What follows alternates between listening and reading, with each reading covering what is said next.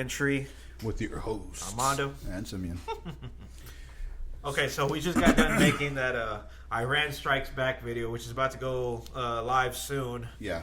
Sooner or later.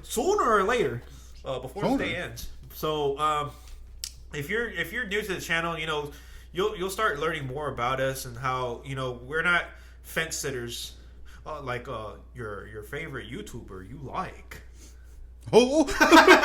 Yeah. We also have another video. If you want to know about that one, that's the criticism we did for Boogie 2988. This is more or less going to be a series about criticism in general. Yeah, so like we're just having like a little new series, like, you know, F it, why not? Just try something new. Yeah. But we did that one. We have Onision, Boogie, and then this now you're surrender. The All Father demands it. No. YouTube's like, can they do that? So we're coming after their ass.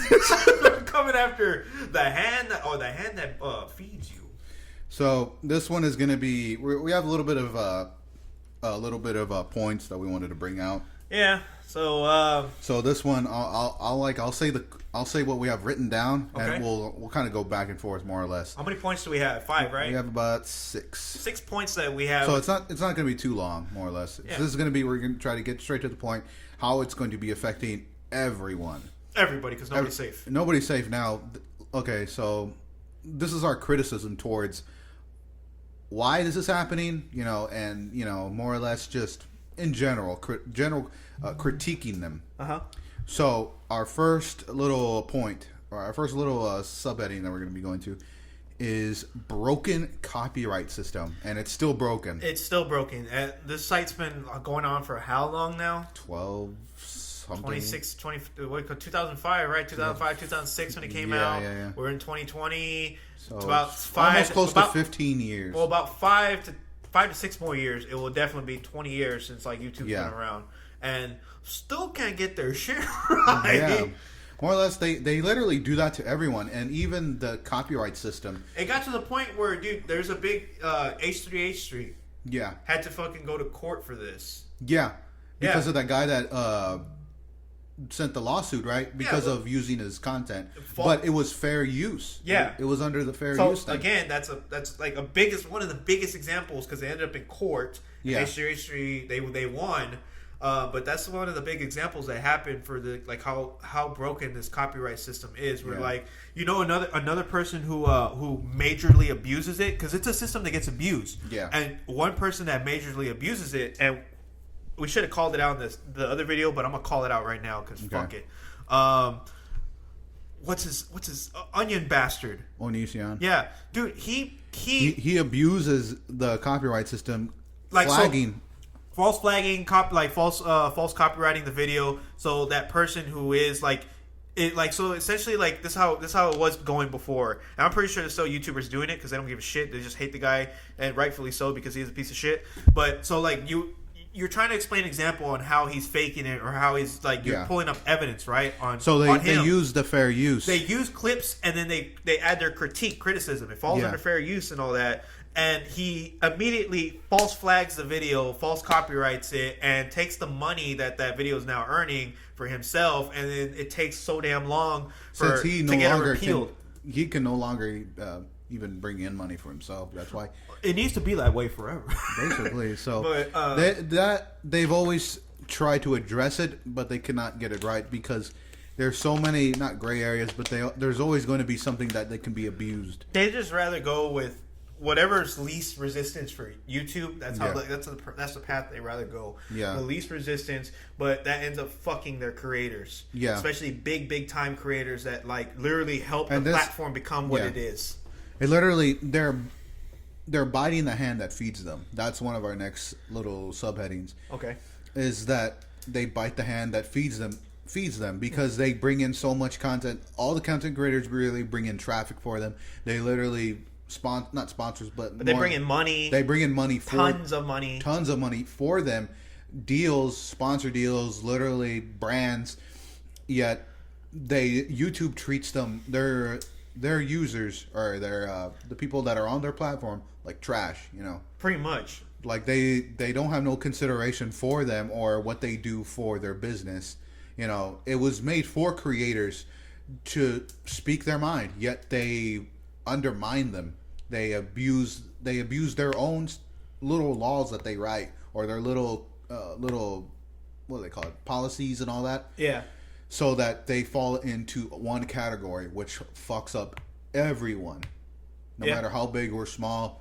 You know, they barely consider PewDiePie. You know, they don't not consider him like the king of YouTube, but more or less he is the face of YouTube now. You know, he's at that $100 million, or that the 100 million subscribers. Yeah. That nobody's reached, or him and T Series are the ones that have reached that. Yeah. So it's more or less like they threw him under the bus a couple of times already, and they pretty much done that for a few others too. Let copyright system, like how they would H3H3, let people abuse copyright systems. You know, it must be so discouraging and infuriating for the content creators that they're getting bit by the hand that also feeds them as well too. You know? Yeah, that is a messed up type of thing, man. You just don't do that. Yeah. Don't bite the hand that feeds you. So the next subheading is COPPA, that bullshit that's going to be happening. God, it already happened. That's It already happened. It's just ridiculous, dude. I can see why. So that's a little. I can see like why YouTube doesn't want to deal with it. Yeah. And then like it's a 20-year-old fucking law that's now coming back to like bite everybody in the ass, and it bit YouTube. The thing is, when it bit them, that money that they like was 180 something million fucking dollars that it took out of YouTube's pocket. Yeah. Dude, that is like they make that within like less than within a day. Yeah. So like that alone did not hurt them. Yeah. So it's whatever, I guess. But I get it, but at the same time, it's moronic. So like YouTube, I think YouTube already had. So that's the thing. So they're trying to implement something that already had a solution in the first place. If you want kids to go to YouTube, there's YouTube Kids already. Yeah. And I get their favorite creator might be on just regular YouTube. Yeah. But that's more or less for that, because COPPA is severely outdated. Yeah, and it's just like I'm saying, it's a 20-year-old fucking law that's trying to get passed now. Yeah. That it's ridiculous. So like, yeah, you could be like maybe 5-6 years old and your favorite YouTuber is probably like another kid. Well, technically now you're both you and the creator are now in violation because YouTube does run ads. Ads are being run. Your cookies are being tracked. All this data mining, all this data shit's being collected, and they have this law where you can't be under I think it's 113, right? Something like that, yeah. Yeah, where you can't be companies cannot be tracking and taking information from kids that are under 13 or something, like basically without parents' consent. Yeah. And I get that. Don't get me wrong. Here's one thing that people don't address, and it's a real big problematic thing that's happening in America right now, and it's getting worse every fucking day. Where are the parents, dude? Yeah. Where are the parents? They're not put into blame. Yeah, how come PewDiePie or how come anybody else? It doesn't even have to go that high. Just anybody else. Obviously somebody who's monetized and has more fucking subscribers than us, and who is making a living off of this. How are they getting punished off of little Timmy's decision because he wants to watch his favorite YouTuber? But then, when the shit hits the fan, the parents are like, how dare that creator for making such content that's not suitable for children. Yeah, that, and then like all this other dumb shit that the parent is not, and that started happening. The parent isn't to blame. You're literally right there with them, and you allow them to get on your phone, tablet. You computer. buy them. You buy them an to get iPad. them to shut up. Yeah, that's and then not you allow them to. Dude, that was never parenting when we were growing up. You got your ass beat. That's what. Oh yeah, but like I remember outside. Yeah, we used to do all that, but more or less, dude, it's just, they just get the whole reason for this is because it got easier over time, and then now this 20-year-old bill or whatever the hell this is literally going to affect hundreds of creators, because some of them from here on out it's going to affect hundreds of creators because it's in the gray area. It cannot be colorful, fun, or any definition of that. Yet there's people that play games, let's plays, whatever else, literally everything that's colorful and stuff like that. That's fun. Legos, toys, games, because it talks about it. Said that in the bill, which was an entire gray area that hundreds of creators are in that category. Yeah.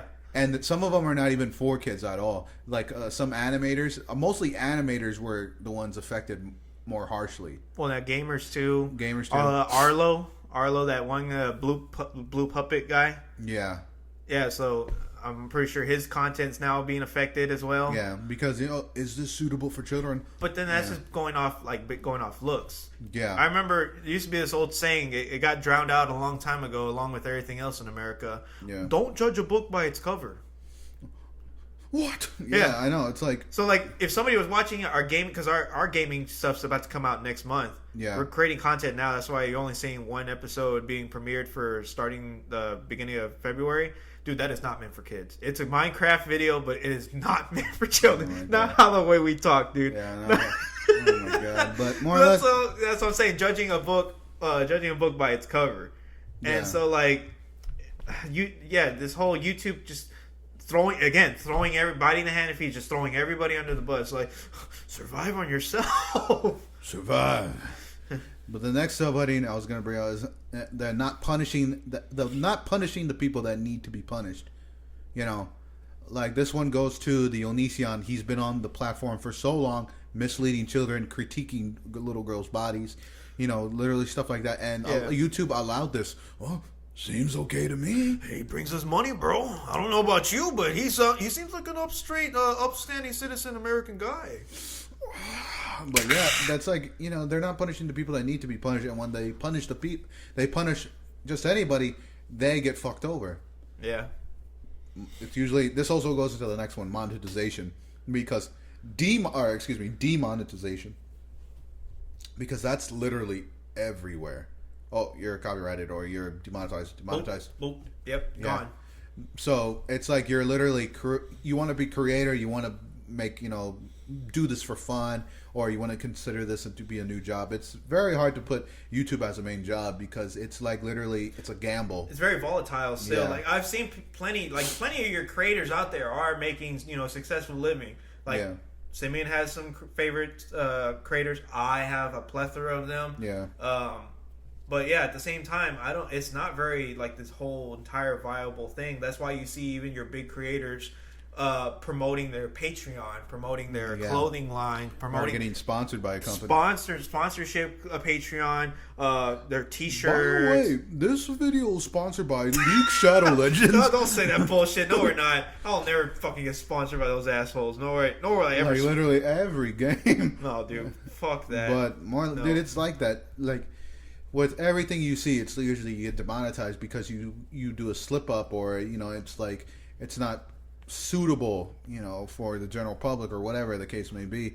That they abuse that as well. That's it's hypocritical because you were literally giving everyone sponsorships and all that, and then you throw everyone under the fucking bus because you couldn't take blame for your own mishaps. So that was more or less what we thought our kind of critiquing criticism, more or less just like roasting them, but more or less it's difficult because this is going to be happening from here on out. Pretty much. So think what you have, write down what you think in the comments below. Tell us what you think that needs to be said about YouTube in general. What's your critiques on YouTube and the COPPA laws and the whole demonetization, YouTube as a whole, how the way they interact with their creators, how they just things among that. Stay tuned for more videos that we have. Like, share, subscribe, and we'll see you in the next one. Laters.